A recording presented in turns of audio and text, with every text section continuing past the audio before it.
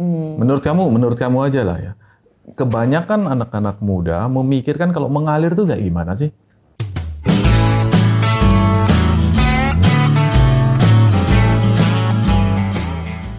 Minggu lalu kita ngomong soal takut gagal kan, Ben. Jadi bilang nanti kita belajar lagi bedanya sama mengalir tuh apa. Jadi berarti asumsi aku ya, berarti orang tidak takut gagal bukan berarti hidupnya mengalir gitu maksudnya, Den. Atau gimana? Tergantung definisi kamu mengalir tuh apa. Menurut kamu aja lah ya. Kebanyakan anak-anak muda memikirkan kalau mengalir tuh kayak gimana sih? Seperti kayak gimana pikirannya? Sependapat aku aja kali ya. Kalau mewakili aku takut dihakimi juga nih. Oh gitu? Dihakimi netizen? Takut ya. Tolong ya netizen jangan menghakimi anak saya satu ini. Tolong. Jadi mengalir menurut aku itu ya lihat nanti aja gitu. Lihat, jadi kayak istilahnya satu contoh kasus deh. Nanti kamu 2 tahun kerja lagi nih, kamu mau ngapain gitu. Misalkan kamu kerja udah 2 tahun, setelah 2 tahun itu kamu maunya apa gitu. Apakah tetap kerja di tempat yang sama atau kamu pengen punya tambahan pekerjaan lagi, sampingan atau usaha gitu atau gimana. Terus biasanya kan kalau related sama aku yang takut gagal, aku akan pikir kayaknya aku akan di sini aja deh. Di sini aja yang aku tahu aman, nyaman, tinggal aku jaga kinerja aku terus aku digaji terus. Tapi kalau aku tambah usaha lagi kan aku belum tahu modal aku kira-kira gagal atau enggak gitu-gitu. Terus akhirnya dengan pemikiran mengalir aja tuh akhirnya kesimpulannya adalah ya udahlah ngalir aja. Nanti ntar Tuhan bawa kemana after 2 tahun ya udah ngikutin aja Tuhan maunya apa. Gitu belum konsep. spesifik sih. Gitu sih. Mengalir maksudnya ya ikut apa yang ada aja. Gak usah ribet-ribet nanti gagal di depan kan kamu gak tahu. Apa maksudnya kamu berpikirnya mengalir itu adalah tidak usah buat perencanaan? Some of that juga sih. Jadi jalanin aja kalau besok ada, baik begini, mengalir itu apakah bereaksi berdasarkan aksi yang diterima?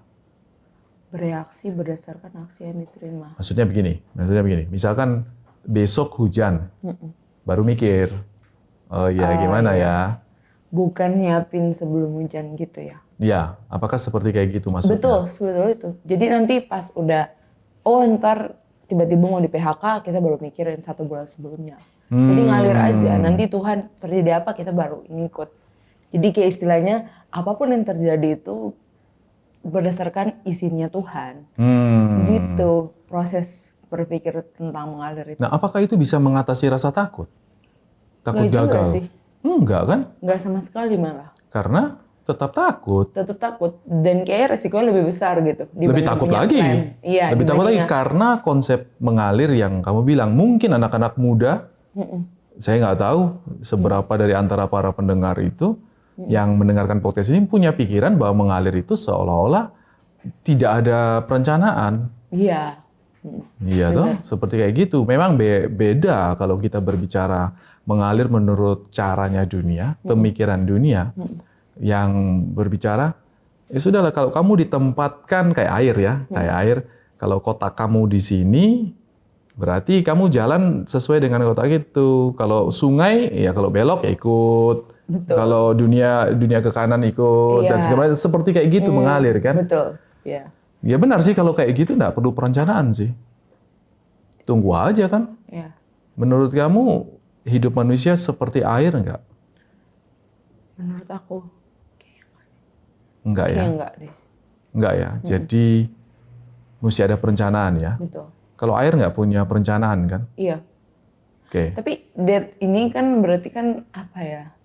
Objektif gitu loh kata mengalir kok seseorang gitu. Definisinya kan? Definisinya. Kenapa Dedi mesti tanya kamu definisi menurut kamu?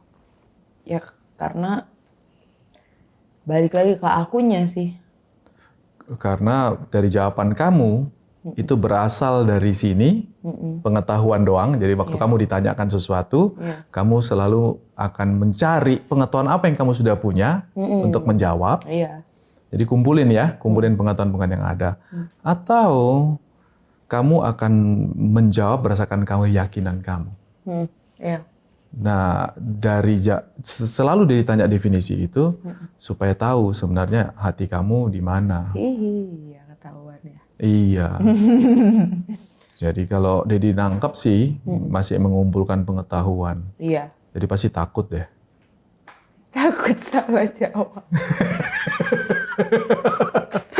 Takut bener nggak nih mengalir gitu. Waktu Dedi baca Alkitab, model lampau ya, lampau itu waktu baca Alkitab selalu berpikir apa yang benar ya menurut Tuhan. Kan konsep berpikirnya begitu ya. Menurut Tuhan perkataan ini apa yang benar ya menurut Tuhan. Jujur enggak mulai dari situ, selalu mulainya dari awal-awal dulu. Waktu dulu, awal-awalnya pasti berbicara tentang apa sih Alkitab ini berbicara menurut yang bisa menyenangkan orang yang dengar. Jadi kalau khotbah itu dimulai dengan pemikiran awal, itu berpikir keras sekali, apa sih yang bisa menyenangkan? Misalkan ketemu Echa, apa sih yang bisa menyenangkan Echa ya? Jadi coba setelah berbicara terlibat, oh Echa senang gini-gini, carilah ayat-ayat yang bisa menyenangkan Echa. Oke? Menurut kamu? Cenderung gitu maksudnya. Ya, ini kita bilang dulu ya. Model kayak gitu, berarti bikin perencanaan. Ini perhatikan ya. Waktu buat perencanaan, fokusnya kepada siapa? Saya harus cari informasi sebanyak mungkin tentang Echa. Kalau saya kurang informasi, berarti saya pasti akan tidak siap. Oh, jangan-jangan. Oke, mulai dari sana duluan ya. Berarti saya punya tindakan perencanaan apapun ke depan, pasti akan dipenuhi dengan ketakutan. Karena berdasarkan prinsip teori, seseorang mana bisa tahu sih kehidupan seseorang itu lengkap yang ada di isi hati kamu yang bisa kamu senang. Kamu senang pun, kamu melihat wajah. Maksudnya kamu tampilkan wajah senang pun, belum tentu kan? Belum tentu. Kalau begitu, berarti Dedi tidak akan pernah bisa merasanya pede untuk mempersiapkan firman Tuhan bagi kalau mau memuaskan setiap orang. Nggak akan bisa. Terus Dedi berubah. Tuhan, saya yakin firman-Mu ini cukup. Firman-Mu ini sesederhana ini pun cukup. Kalau dengan pengertian sederhana itu apa adanya di situ saja, pengertiannya seperti itu sudah Engkau berikan bagi orang masa lampau dan itu berguna, penuh kuasa bagi mereka, ya sudah saya pakai itu aja. Nah waktu Dedi balik itu, kan berarti mulai dari diri Dedi kan? Iya. Kalau firman itu memberkati saya akan bicara. Saya tidak akan berpikir bahwa orang lain diberkati atau enggak, orang lain tersinggung atau enggak, orang lain merasa senang atau enggak, bukan itu tujuannya. Tapi Tuhan senang. Kalau mau direlatikan sama Echa sebagai WL gitu kan. Pernah di training dibilangin, kita jangan pernah nyanyi untuk bikin orang nangis. Atau nyanyi untuk bikin orang ikut bertepuk tangan seakan-akan kita bisa merubah mood mereka gitu. Tapi kita hanya melakukan tugas kita dan Roh Kudus yang bekerja untuk menjamah mereka. Jadi waktu mereka kenapa-napa itu bukan karena kita gitu. Oke. Persis seperti itu atau prinsipnya? Kembali kepada topiknya. Kamu bilang masalah mengalir kan? Nah kalau Dedi mau ambil keputusan bahwa saya harus menurut orang, sedangkan saya tidak tahu isi hati setiap orang, saya tidak perlu persiapan. Iya juga. Karena tidak akan mampu kan? Iya. Bisa kayak begitu kan? Iya. Karena saya mau pelajari ini, nggak akan mampu. Akhirnya itulah yang kita sebut dengan istilah saya mengalir aja deh. Nanti Roh Kudus yang berkarya. Tapi rata-rata mengalir berantakan ya, Dad. kembali kepada prinsip itu. Tapi ada yang berhasil. Iya. Yang di blow up, yang berhasil. Aku juga pernah. Yang bagus, wow, Iya, luar iya. biasa. Tidak merubah hati kan. Iya. Jadi tidak berfokus kepada merubah hati orang. Berfokusnya dari sini sendiri ya, Iya. kamu yakin nggak bahwa ini firman Tuhan? Betul. Atau kamu lagi berbicara diri kamu yang pintar bicara dan Iya. seterusnya. Aku pernah terjebak sih di Oke. kondisi seperti itu. Jadi waktu dulu tahun 2000, pokoknya dari 2012 sampai 2016-17 gitu. Itu aku WL Dad, aku cuman nyiapin lagu. Aku mau lagu ini, aku kasih ke pemusik. Terus udah gitu, biasa kan kalau di tim praise and worship itu harus ada kayak ditentukan, kamu mau ulang chorus berapa kali. Kamu nanti part ini kamu mau ambil part bridge atau verse lagi atau gimana. Jadi semuanya tuh diatur. Nah, dari 2012 sampai 2017 gitu, aku nggak mau kalau aku pas WL, aku nggak mau kalau pemusiknya nanya misalkan gini, Ca, pengulangannya berapa kali? Nggak tahu, ntar lihat gitu. Aku gitu. Jadi itu berapa lama tuh terjebak dari awal WL sampai saat itu. Aku punya prinsip dan pemahaman bahwa kalau aku atur, Roh Kudus nggak bekerja. Iya, betul. Betul sekali. Jadi pernah ada momen memang aku sampai berantem. Bukan berantem kali, nanti dikira negatif ya. Adu argumen gitu loh, Dad. Oke. Adu argumen kalau berarti kamu nggak mengandalkan Roh Kudus dong. Kamu mengandalkan pikiran manusia dong gitu.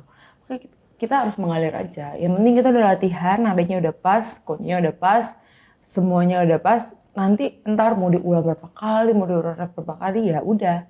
Itu pekerjaan Roh Kudus gitu. Aku terjebak di situ. Pada hari hanya ya. Pada momen performance-nya. Performance-nya. Oke. Jadi memang kalau mau dibilang pernah berhasil, sempat berhasil, iya. Tapi ada momen di mana kok kayaknya kamu menganggap remeh gitu. Ya udahlah gitu. Nanti Roh Kudus yang bekerja. Jadi aku tanpa persiapan. Gitu sih. Pada saat kamu tanpa persiapan, siapa yang kamu andalkan? Aku merasa bahwa aku mengandalkan Roh Kudus. Tuhan. Sebenarnya mengandalkan siapa? Yang mengandalkan diri sendiri. Yakin kamu mengandalkan diri sendiri? Mengandalkan, maybe. Aku nggak bisa jawab, Dad. Gimana dong, Dad? Waktu kamu bilang kamu mengandalkan Roh Kudus, berarti kan harus sepakat loh ya, harus sepakat. Namanya kamu mengandalkan Roh Kudus berarti sesuai dengan apa yang tertulis dalam firman-Nya. Atau kamu mengandalkan perasaan kamu, benar nggak Roh Kudus lagi berbicara sama kamu menurut Alkitab bahwa kamu harus bergantung pada perasaan kamu?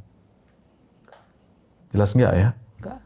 Berarti nggak mungkin kita sebut melakukan yang terbaik tanpa punya basic dasar, fondasi yang kuat adalah karena Alkitab katakan gitu. Kalau kamu ingat, ini sambil cerita ya, nanti biar pemirsa baca sendiri di rumah ya. Baca sendiri di rumah. Kejadian ya, supaya gampang aja kamu ingat kan. Kejadian 1 cerita tentang apa sih? Penciptaan. Penciptaan, luar biasa. Perhatikan baik-baik ya. Hari pertama Tuhan ciptakan terang dan seterusnya. Oh lihat Tuhan, lihat, aduh, terang ini baik, makanya dipisahkan terang dan gelap. Iya. Benar kan ayatnya bilang begitu kan? Dibaca ya, jangan lupa ya harus baca itu. Kayaknya Boy, sorry bukan netizen aja, ini juga loh ya. baca berapa kali itu ya, tapi ya udahlah. Nah, perhatikan, mengalir kan Tuhan. Habis ciptakan terang baru Tuhan mikir lagi. Oh ini kurang ini, mesti tambah. Sampai nanti hari ke-3, hari 4, 5, nampaknya saya ini harus ciptakan seseorang. Garis bawahi kata nampaknya dulu ya. Iya, itu nampaknya saya ini harus menciptakan seseorang sebagai wakil saya. Kalau enggak, capek dong saya mengurus semua ciptaan ini. Tuhan baru tahu tuh ya. Iya, setelah nampaknya Tuhan baru tahu. Nah, panjang-panjang itu Tuhan baru tahu ya. Ngalir juga ternyata. Nampaknya Tuhan mengalir kan. Iya. Prinsipnya kayak gitu kan. Iya. Setuju nggak berarti harus ikut mengalir? Roh Kudus bicara mengalir kan? Aku jawab nggak ya, Det? Ayo. Takut deh, Det. Nggak apa-apa, menurut kamu dulu. Dari sense kamu gimana? Nanti baru kita lihat Alkitab bicara apa. Emangnya waktu Tuhan kayak gitu tuh mengalir ya? Nggak tahu, menurut kamu gimana? Kayaknya nggak deh, Det. Loh, kalau enggak, kenapa kelihatannya begitu? Kamu kan terlihat kan? Ini kelihatannya menurut kita. Iya. Tapi Tuhan kan Maha tahu. Iya, kalau Tuhan Maha tahu, kenapa tulisan Musa seperti kayak gitu? Mengalir juga Tuhan kita ini. Aku jawab lah, aku dicecer sama anak teologi nanti. No, ini bukan teologi. Ini bicara Alkitab, firman Tuhan. Mana Alkitabmu? Nah, lupa dia. Maafkan, HP-ku sedang diperkaryakan. Dengar, pada mulanya Allah menciptakan langit dan bumi. Bumi belum berbentuk dan kosong. Itu kan benar kayak gitu kan? Iya. Gelap gulita menutupi samudera raya dan roh Allah melayang-layang di atas permukaan air. Baru Allah berkata, berfirman Allah jadilah terang. Lalu terang itu jadi. Perhatikan ya, Allah melihat bahwa terang itu baik, lalu dipisahkannya lah terang itu dari gelap. Kan seolah-olah mengalir ya. Iya. Terus habis itu Allah menamai terang itu siang dan gelap itu malam. Jadilah petang, jadilah pagi. Itulah hari pertama. Langsung hari kedua dan seterusnya. Yang menarik adalah hari kedua langsung berfirmanlah Allah. Tanpa perlu perencanaan ya. Jadilah cakrawala. Yang ketiga demikian, yang keempat sampai yang ke-5 dan 6 ya. Bilang gini 26. Yang tadi saya bilang, yang Didi bilang nampaknya. Bilangnya gini. Menurut kamu ini mengalir gak? Berfirmanlah Allah.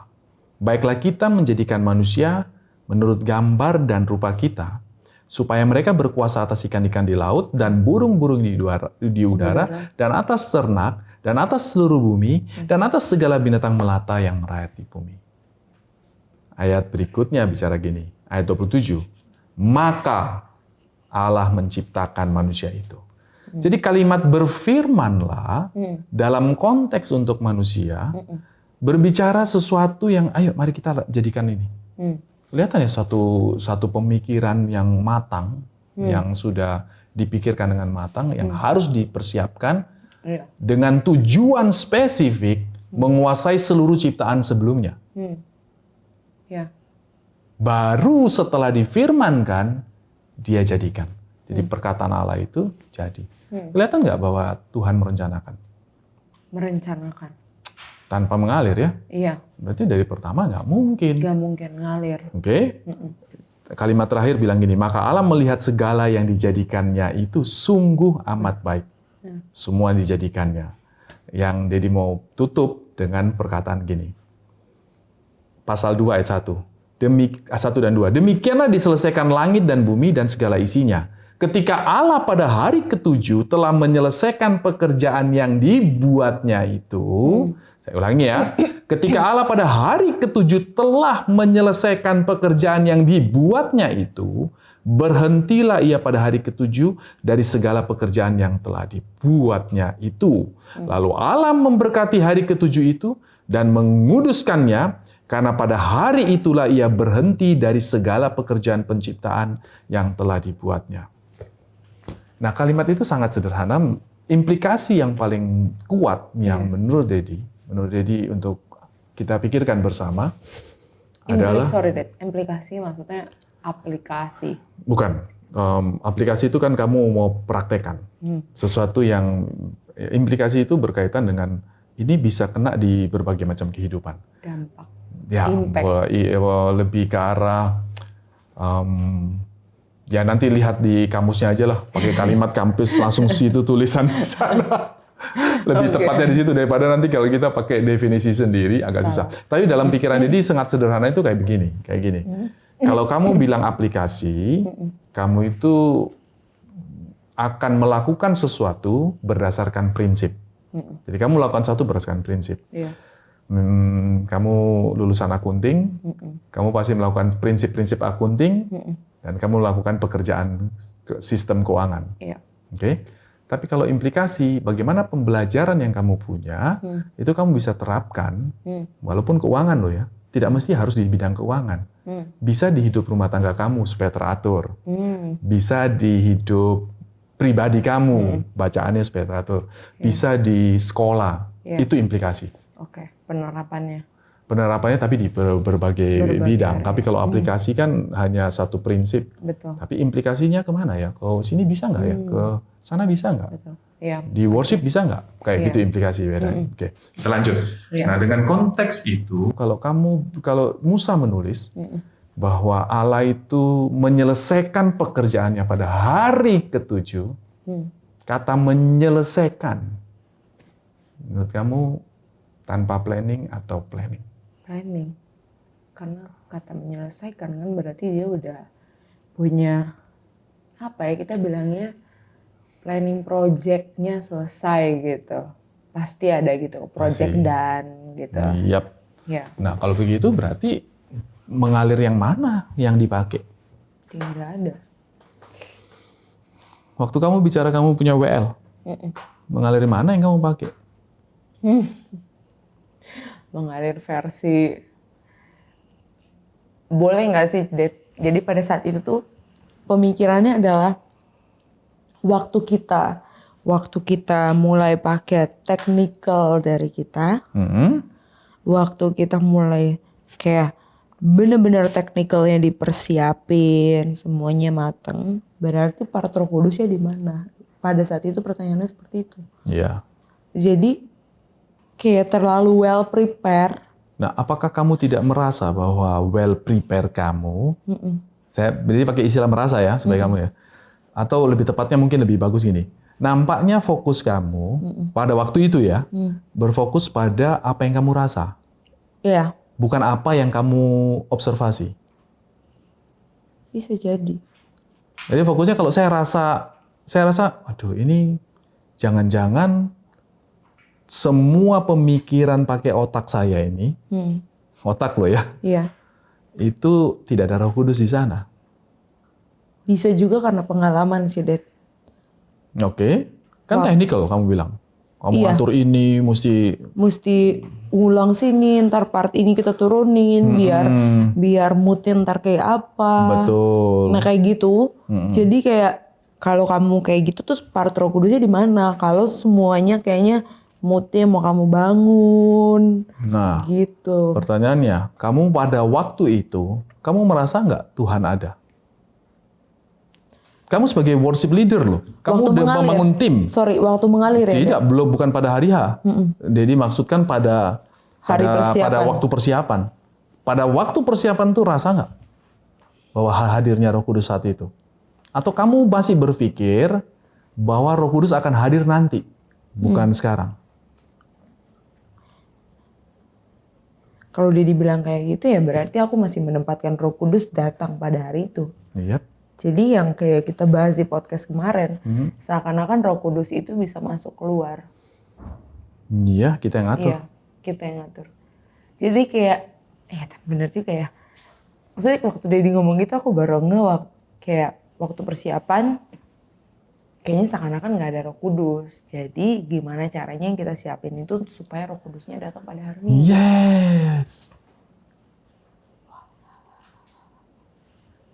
Wow. Berarti kamu memplanning kapan Roh Kudus hadir. Betul. Luar biasa. Kamu lebih kuat dong dari Roh Kudus. Jangan dong, Dad. Takut aku. Pada waktu itu kan. Pada waktu itu. Kamu berpikir kamu bisa ngatur Roh Kudus kan? Iya, tapi nggak Nggak sadar. Nggak sadar. Nah itu yang Dedi bilang pada waktu seperti kayak begitu. Sebenarnya kamu pakai prinsip yang disebut mengalir menurut dunia. Iya. Karena mengalir yang tadi bilang kan Dedi gini. Kamu diarahkan oleh siapa ini? Iya. Iya. Diatur oleh siapa? Iya. Benar Roh Kudus Yang sesuai Atau firman-Nya kamu? atau aku? ya itu yang Sekarang pengertian mengerti Dedi. sih, Dad. Kalau kamu pakai tetap berdasarkan yang kamu mau, kamu pasti takut terus, gagal. Takut gagal terus. Tapi kalau kamu bersandar, mengandalkan Roh Kudus, itu bukan mengalir, betul-betul well prepared, tapi serahkan hasil akhir. Saya ini susah nih mesti ngomong bolak-balik ini, walaupun tahu, tapi belum masuk di sini. Benar. Well prepare-nya betul-betul Tuhan, saya merasakan Engkau sekarang. Saya yakin ini yang terbaik yang saya berikan untuk worship. Kalau berencana besok terjadi apa, kan tetap sama. Roh Kudusnya sama, kan ada di sini. Apakah itu menjadi menggerakkan banyak orang atau tidak? Bukan itu problemnya kan? Betul. Bukan itu urusan saya juga. Iya, kamu sudah melakukan yang terbaik karena kamu yakin Roh Kudus itu ada. Iya. Justru pada waktu latihan kalau nggak serius, jadinya Roh Kudusnya di mana? Itu sih. Balik lagi ke aku, waktu kita persiapannya hanya sedikit. Kadang kita doanya tuh bilangnya Tuhan, walaupun persiapan kami hanya sedikit. Iya, good itu. Good memory maksudnya dia. Iya, tapi kami percaya Roh Kudusmu bekerja gitu. Itu gimana gitu?